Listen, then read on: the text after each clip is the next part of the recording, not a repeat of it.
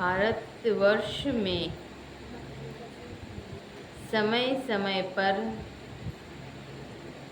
संत जन अवतरित होते रहे हैं, जिन्होंने अपने ज्ञानालोक से जगत को आलोकित किया है।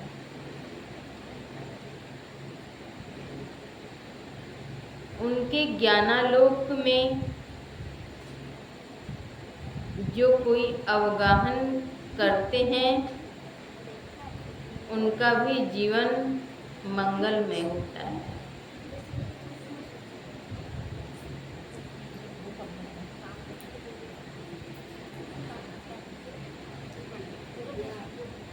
मंगलमय जीवन हो,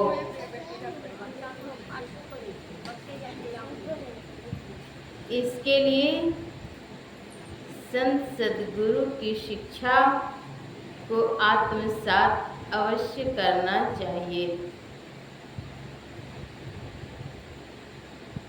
दुखों से अगर मुक्ति चाहते हैं, छुट्टी चाहते हैं, तो संत सद्गुरु द्वारा प्रदत्त जो शिक्षा है उसे जीवन में उतारें। अगर उनकी शिक्षा को जीवन में नहीं उतारेंगे तो दुख होना निश्चित है, अवश्यंभावी है। श्री सद्गुरु की सार शिक्षा याद रखनी चाहिए। इसके आगे है, अति अटल श्रद्धा प्रेम से गुरु भक्ति करनी चाहिए। अति और अटल श्रद्धा किस तरह की होनी चाहिए? तो अति और अटल, अति अटल श्रद्धा प्रेम से गुरु भक्ति करनी चाहिए।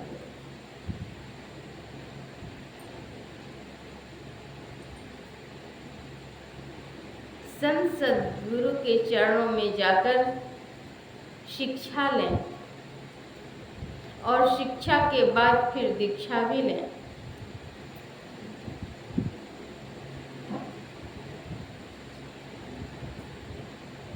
और दीक्षा लेकर भजन भी करें, तब कल्याण होगा। परमाराध्य सद्गुरु महर्षि मिहि परमहंस जी महाराज कहते हैं कि आपके अंदर में प्रकाश है, उस प्रकाश की खोज कीजिए। खोज करो अंतर उजियाली। अंतर में उजाला है, प्रकाश है।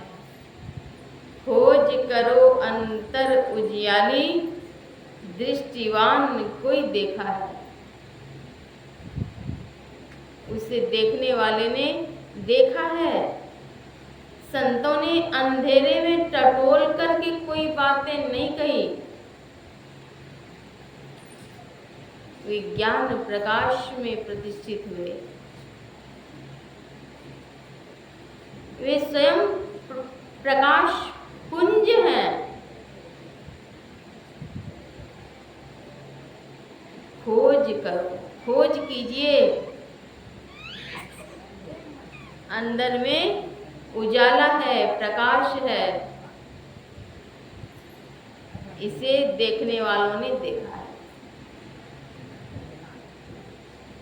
वह प्रकाश कैसा है?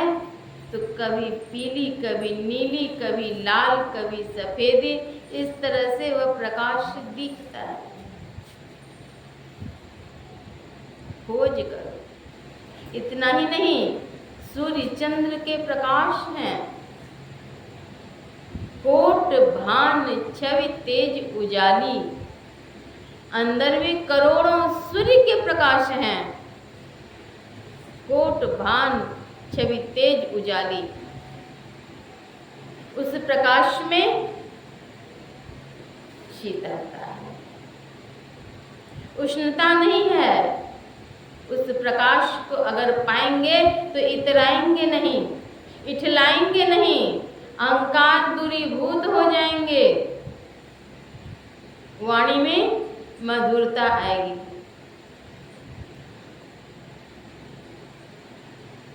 शिष्ट व्यवहार होगा। उस प्रकाश में मनोविकार रूपी कीड़े जल भुनकर समाप्त हो जाते हैं। वह प्रकाश, उस प्रकाश में शीतलता है, बहुत प्रकाश है, तेज प्रकाश है, करोड़ों सूर्य के प्रकाश है, और वहां शीतलता भी है, चंद्रमा की शीतलता भी है, लेकिन वह प्रकाश अपने अंदर में है। खोज करो, खोज कीजिए। पीली, नीली, लाल, सफेदी स्याही सन्मुख आता है। चंदा उगत, उदय हो रवि हूँ, धूर शब्द मिल जाता है। विविध भांति के कर्म जगत में जीवन घेर फंसाता है। जीवन में तो फंसाव है, माया का उलझाव है। विविध भांति के कर्म, विविध प्रकार के कर्म का फंसाव लगा हुआ है।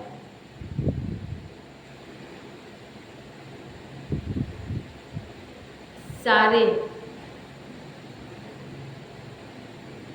समस्त दुखों से मुक्ति के लिए एक ही उपाय है, अंतर में प्रतिष्ठित होकर उस प्रकाश पुंज की प्राप्ति करें, अंतर्नाद की प्राप्ति करें। अद्भुत अंतर की डगरिया जा पर चलकर प्रभु मिलते, वह डगर जो है अद्भुत है। दाता सतगुरु धन्य धन्य जो राह लगा देते, सतगुरु दाता तो धन्य है। वे राह लखाते हैं, दिखाते हैं, बतलाते हैं, लेकिन उस प्रकाश को पाने के लिए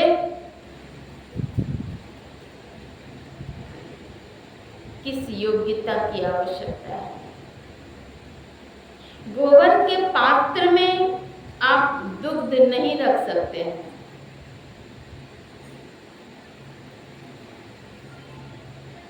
मन में अगर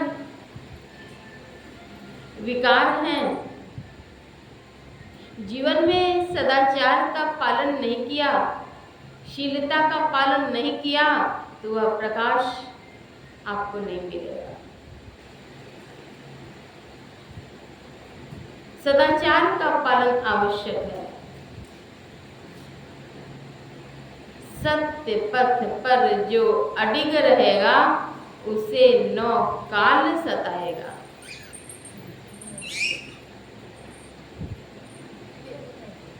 झूठ, चोरी, नशा, हिंसा और व्यभिचार, इन 5 महापापों का परित्याग करने के लिए सभी संतों ने कहा। परमाराध्य महर्षि में ही परमहंस जी महाराज भी कहते हैं, नशा हिंसा का परित्याग। हिंसा के अंतर्गत है मांस, मछली, अंडे इत्यादि का सेवन। नशे के अंतर्गत है दारू, गांजा, भांग, अफीम, चरस आदि। इन सबों का सर्वथा परित्याग करें। कुछ लोग कहेंगे मन नहीं मानता है, मन तो नहीं चाहता है कि दुख में रहें, लेकिन सुख प्राप्ति के लिए भी प्रयत्न करना पड़ता है। बिना प्रयत्न के आपको सुख नहीं मिलता है। विद्यार्थी पढ़ते हैं, परीक्षा देते हैं, पास होते हैं, अगर वे टॉपर होते हैं तो उनको सुख मिलता है। वह जो टॉपर होते हैं ऐसे नहीं होते, उन्होंने मेहनत करी। पंच महापापों के अंतर्गत है नशा, हिंसा का परित्याग करना। सदगुरु महाराज कहते हैं, जो निज घट रस चाहो, तो अपने को 5 पाप से हरदम खूब बचाओ। है एक झूठ नशा है दूसर, तीसर नारी पर के हो, चौथी चोरी, पंचम हिंसा, दिल से इन्हें अलगाओ, जो निज घट रस चाहो। अगर चाहते हैं तो पंच महापापों से बच करके रहिए। मांस मछलिया खात है, सुरा पान से हेत,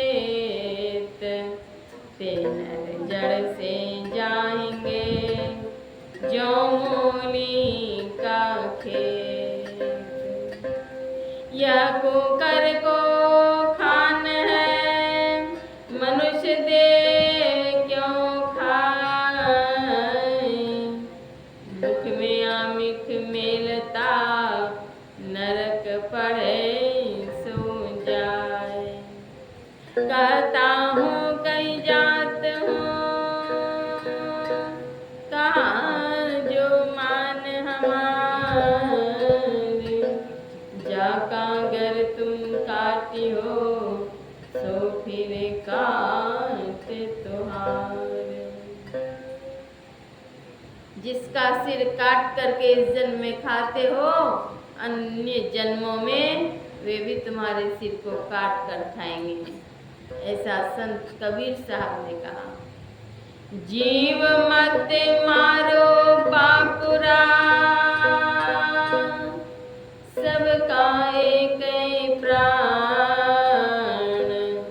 काटा चुहे पीर हुए, गला काट को खान। कांटा के चुभने से पीड़ा होती है। और जो जीव निरीह मूक प्राणी हैं, उनकी हत्या करके उनका मांस सेवन करते हैं, क्या उन्हें कष्ट नहीं होता है?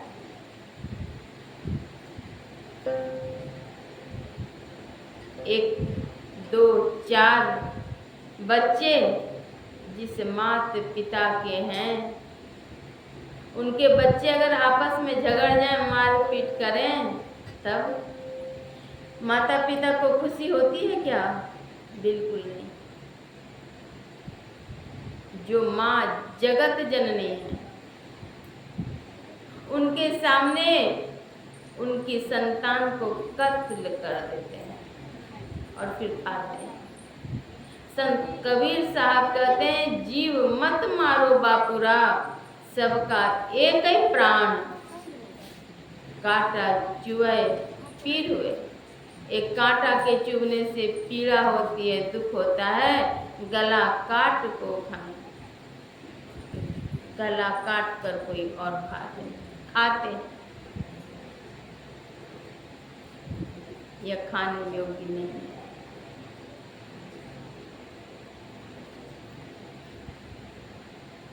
संत कबीर साहब कहते हैं, संतो मानुष तनु गौरा न हो, संतो मानुष तनु गौरा न, मानुष तनु गौरा न हो, संतो मानुष तनु गौरा न। हे संतो, मानव का शरीर तो बावला हो गया है, बंद कर दीजिए। मनुष्य का शरीर बावला हो गया, पागल हो गया। क्यों? एक बकरी का